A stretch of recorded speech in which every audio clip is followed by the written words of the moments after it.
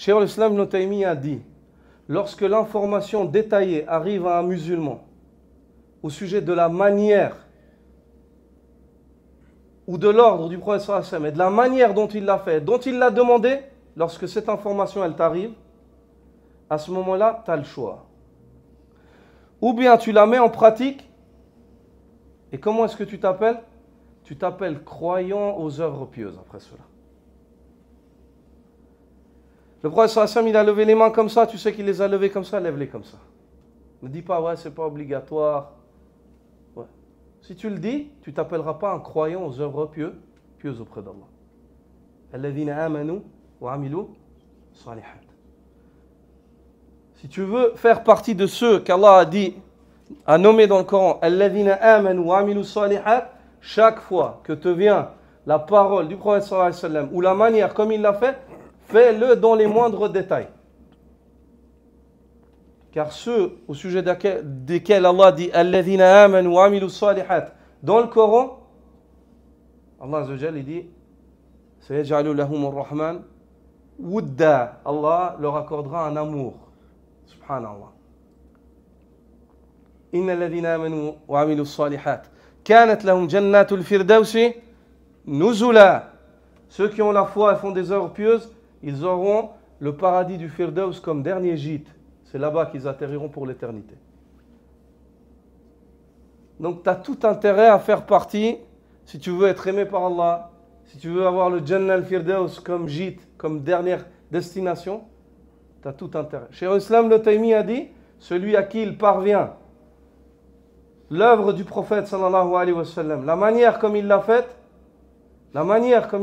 cette œuvre-là, celui-là qu'il sache que par le fait qu'il mette en pratique cette œuvre-là, il devient et il fait partie de ceux qui ont la foi et qui font des œuvres pieuses.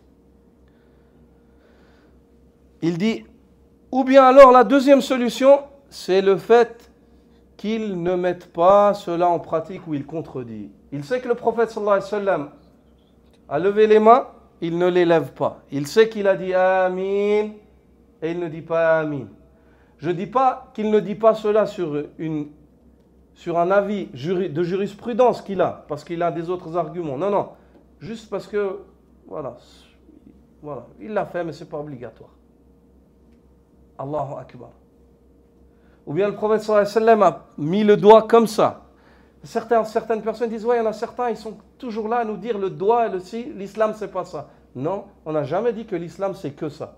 Mais on n'a jamais dit que ça ne fait pas partie de l'islam. Ça fait partie de l'islam.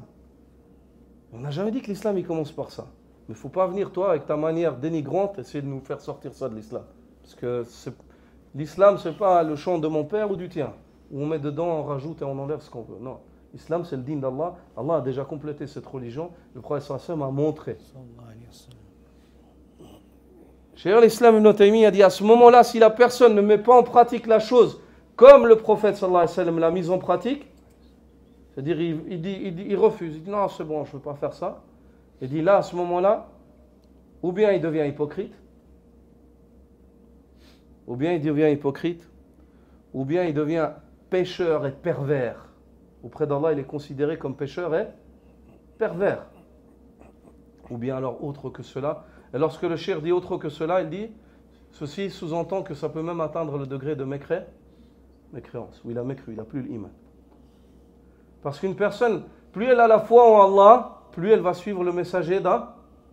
Ça ne veut pas dire que moi je ne suis pas le messager d'Allah et j'ai une foi correcte en Allah. Ça ne va pas ensemble. Parce que le chemin vers Allah, la voie vers Allah, c'est le messager d'Allah. C'est la sunnah.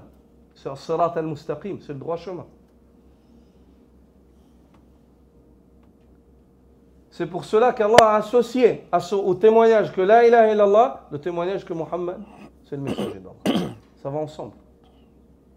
C'est-à-dire, tu témoignes que Allah doit être adoré, bah témoigne aussi que Muhammad c'est son messager et que c'est lui qui te montre le chemin pour adorer Allah. Si tu veux le Jannah. C'est ça. Ça c'est le sens, en bref résumé, de la shahada.